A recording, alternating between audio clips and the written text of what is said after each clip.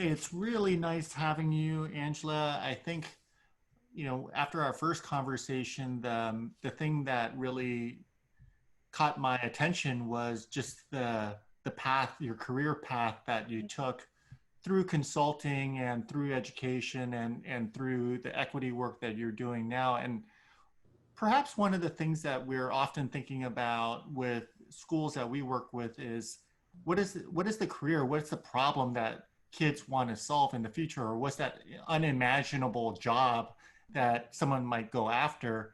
And I could tell you that I thought it would be difficult for me to predict what I want to do. I thought I knew what I want to do, but you could never predict the future that far out. And I'd be curious, what are some of the things that gave you the strength and the skills to navigate that kind of career path?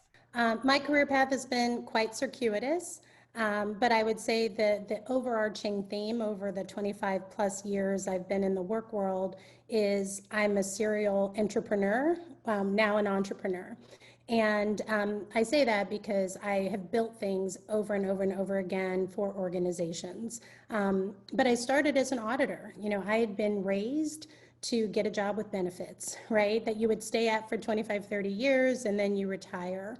And so for me, I couldn't have imagined that I would be at this place in my life where I have my own business, where I've created a consultancy, where I am really selling my experience and my thinking that I've gained over the years to an organization. So I would say that one of the things I think is really important is to not lock in to what it is you think you should be, and to be open to possibility. I thought I was going to be an attorney, then I thought I'd be an accountant forever, and here I am. So number one, be open to possibility. Two, mentoring. You asked, what gave me the skills and the strength? The reality is I had mentors early in my career who really raised me up, not only as an adult, but as a professional. And they really helped me understand what I was good at. They made sure that I was developed and helped point me to opportunities that would help me grow. So I think the mentoring piece is really important. And that happened not only in my career, but in college and in high school at various stages of my life. When I am approaching a new opportunity, I do think a lot about what do I want to gain and what do I want to give? And I coach people on that all of the time because I think if you are clear on the experiences you want to have, on the skills you want to build, and also what you want to contribute, whether it be ideas or impact, then that will help you have some clarity about the choices that you make. And then the last thing that I think really gives me both clarity of purpose and also conviction in my decisions about my career path is the fact that I think about my life holistically, right? I don't just think about what job I want to have, I think about the life I want to have. And so for me, that includes, what type of spouse I want to be, how do I want to parent, how do I want to be involved in the community or with my extended family. And so I'm constantly making decisions that allow me to, as best as possible, have all those things in harmony. I don't think balance is real. I think we operate in cycles, but I do think about harmony, right? How do all of these things coexist in a way that feels authentic and that feels very values aligned? So I think that's the other piece. It's like, think about your life holistically, not just your job, and that will also help direct you to kind of better choices, or maybe at least more informed choices about where you want to go in your career. What are some of the skills that you see would have helped you even more Oh in God. this journey if you started, if your kids got the kind of the Oh my God. development and the focus starting in kindergarten? You mentioned things like mentoring, but do you really need mentoring at elementary? Like, there are probably some things that would have really helped that you could look back on.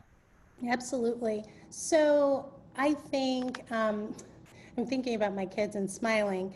A great story that I think kind of illuminates that actually I do think mentoring matters even in those early stages. I think about how do I raise children who are confident, who have facility interacting across lines of difference, whether that be with other kids or with adults in this situation. I think about instilling in them this belief that, one, there's lots of possibility. We talk a lot about the fact that I couldn't have imagined the job I do now, nor could their dad. But what are you curious about? What are you interested in? I wish I had had more of that. I lived in a world that was very pragmatic, right? Which is like get a job with benefits. And I didn't live in a world that said anything is possible, right? And you can be creative. And I think that we try to put more of that into our kids, so that they can say, oh, I want to be an architect. Okay, how do I go about learning about that? How do I explore that? And maybe it's something I'm interested in, maybe it's not. I mean, my eldest sister, probably 15 years into my career, was like, well, when are you going to law school? Because when I was a little girl, I said I wanted to be a lawyer. And the idea was like, everything is so fixed. And I just think, opening kids up to possibility. I think I wish I had had more discourse, if that makes sense, more critical conversation as a young person. I think that would have helped me so much more. And I think I would have had much more possibility earlier had I really thought about not just consuming what is given to me as a student, right? That's give and get. But if I had really been able to engage in critical conversations, so what does it mean to start to formulate ideas and questions at that age versus waiting until you're 35 to start asking those questions? So I think about, again, how can we cultivate that in our kiddos? And man, I wish I had that when I was older, when I was younger. And I think the last thing is just exposure. I grew up in small factory towns, and those were great places to grow up. And I also think about, I didn't get a lot of exposure to different ideas, different ways of living, different careers. And I think there's so much value in exposure and being able to both understand what's out there, but also like, okay, I don't have to know the exact job, but I know I'm interested in these 5 things. And then you map that to, what are the things that you can do. Every other piece of news is around opening schools again. And, I imagine parents are struggling with the complexities of that, especially if you're in public schools. I think also that there's a question of, you know, the, the program that schools are going to abide by. Chicago, for example, where you live, they're going to go remote. Yeah. And, in different family situations, different people have different levels of capability to support that. It's Yeah, hard for everybody, but some people have to do a frontline job and don't absolutely. have supervision. One of the things that I'm seeing is this tension between, what's good for the community and what's good for myself. And it's this, in some ways it's very similar to, like, do I have the right to smoke, or like am I give secondhand smoke to other folks? And it's a tough decision, I think, especially even just as simple as, like, do I agree with wearing masks in school or not? Yeah. And I'm curious, like, what are some of the kind of the values you would recommend families to think about, anchor on, and not many, but just like the most important 2 or 3 that you've considered as you try to go through this conversation with probably your kids and your spouse? Yeah, I think the point you just made around the greater good, balancing the greater good with your individual needs, I think it's important to really wrestle with that. I live in a community where there are a lot of first responders and frontline workers, up and down, I think, the economic strata. And all I think about every day is like, how do we keep them safe? If they've got to keep going to work every day, I have the luxury of working from home. How do we keep folks safe? And that means I need to endure some inconvenience for the greater good. And so I think wrestling with that as a family and understanding kind of your values around that is really important. We have an articulated value around community, and also kindness that leads us to say we're going to sacrifice and experience inconvenience because we believe this is the right thing for the whole. So that's number one, get clear on your values around that. I think number two is this is hard for everybody. The entire world is trying to figure this out. So whatever we have locked in our minds about standardized tests and where's my kid going to go to school or what is the test going to be, I just think there's some of that we have to release because everything's going to have to be reinvented, right? And I think that's not just a short-term thing. I think there are lots of things that we can learn in this moment about what is necessary versus what is habit, right? And so I think as families, we're saying, okay, as a family, we're saying, you know what? The world is shifting on a dime. We don't know all of the answers. And so we're going to focus on the type of learning we think we can do well in this environment. And some of that can be provided by the school. Some of that might be things that we have to create and say, what can we do differently to ensure our kids are learning and developing and engaging those muscles of like curiosity and questioning and reasoning, versus like we've always had this, lesson plan and we're going to keep doing it regardless of the medium. The last thing that we're thinking a lot about is social emotional health.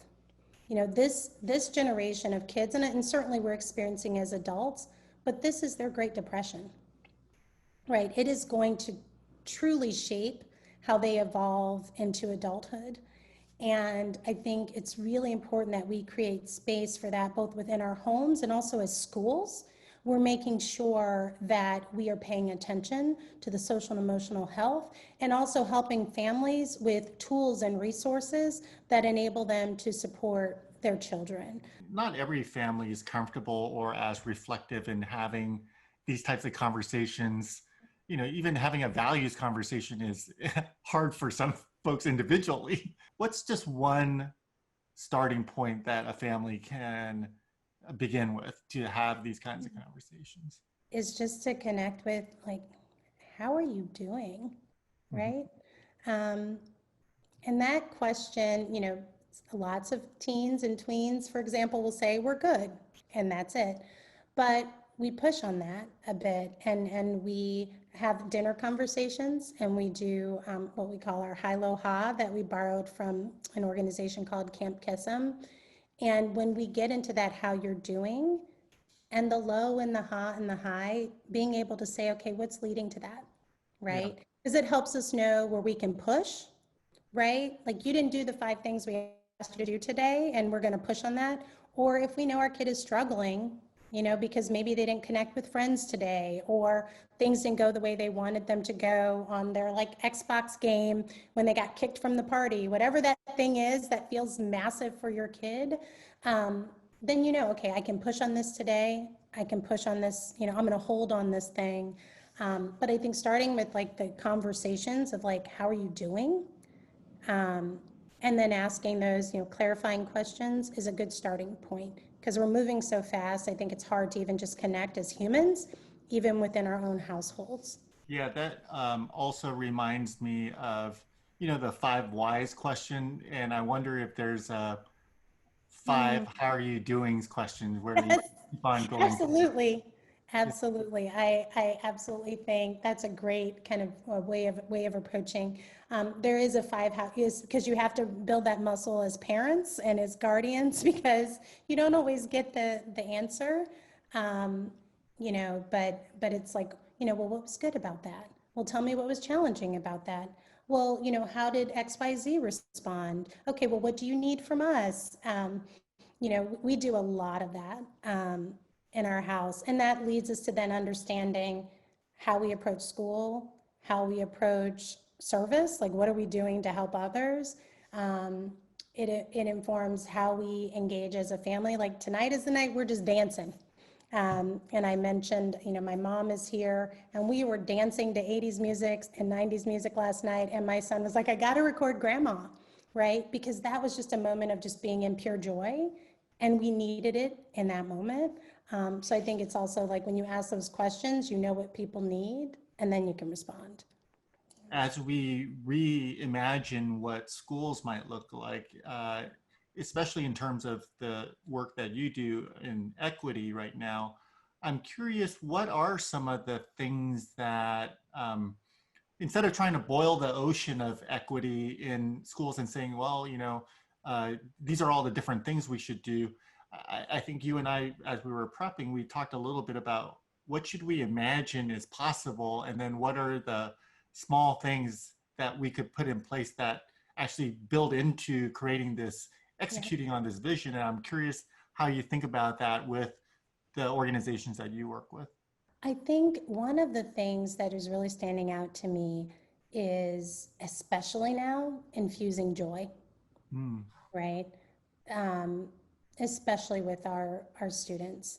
Um, I mentioned that during the spring period of remote learning, the things that brought my daughter the most joy, especially because she missed being with her friends, was recess. They had a virtual recess, and also time when they could just get together over lunch and talk about how they were doing and how they were feeling. And that was facilitated by a school staff member. And joy, we lose track of that because we're so worried about test scores and results and instruction. And, John Dewey often would talk about, following the curiosity of the child, right? And experiential learning and finding joy in learning. And if you do that, kids will keep coming back. If you find ways to infuse joy, and I think that's something that we need to be paying attention to, not just what is the instructional time and how many Zooms can a child tolerate, but where does joy fit into that? I think, another thing that we need to be reimagining is how we deliver content, right? And what we're delivering. There's so many ways that we can get at the lessons we need to teach. And I think so much of what we do is habit, right? Versus like it's necessary or it's the best way for kids to learn. And that is not judgment because there's so much that we're doing in schools, and schools serve so many purposes for students and families. But I think if we can really say, okay, what is interesting to kids? What are they excited about, and how do we access that? And again, that's relevant for this remote learning period, but it's also relevant more broadly, I think. The other thing is, how do we respond to students' needs? And so, I have a child with learning differences, and the period of remote learning was actually extremely empowering for him. So he was able to get more one-on-one help that was focused on his needs than he could in the regular school structure, right? Because there were office hours and there were drop-in times and you could submit questions via chat, and you can do all of those things, but I think there's less of an expectation of response in our traditional school environment. And I think the question of like, how do we create those opportunities both for agency, right, for our kids to speak up and express what they need, but also in getting those needs met. And I think there's probably a lot to learn from this moment that's forcing that than we had before. And then the last thing is like, how do we help our kiddos manage all of this, right? We have such high expectations of executive functioning. And I think, how do we create opportunities for them to plan, to organize? And I think in this environment, we were able to really, I think, do some thoughtful work with our son, but also he got support from the school in some of the organizing he needed to do, as did our daughter. And so, again, how do we help build those skills outside of instruction that our kids need to thrive and survive? So I think those are all things that if we can imagine and push ourselves, even in a post-COVID world, would be immensely meaningful.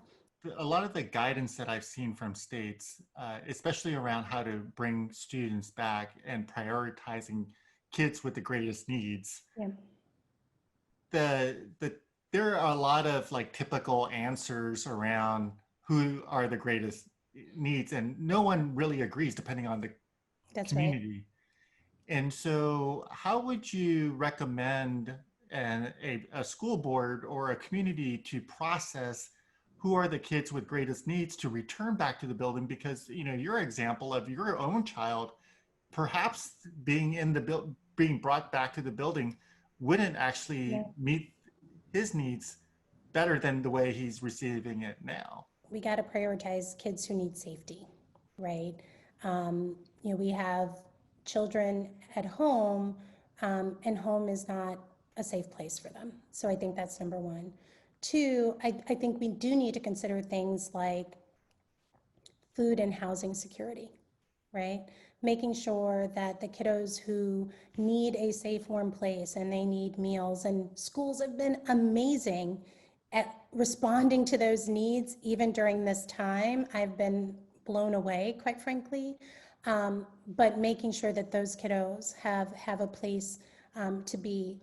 I think the question of, learning differences and kind of kids who have varying needs. So I have, I expressed, what worked for my child, but I think there are other kids for whom being in with other kids, having a teacher there because their needs are at a higher level than maybe they can respond to at home, feels like yet another kind of important kind of category for prioritization.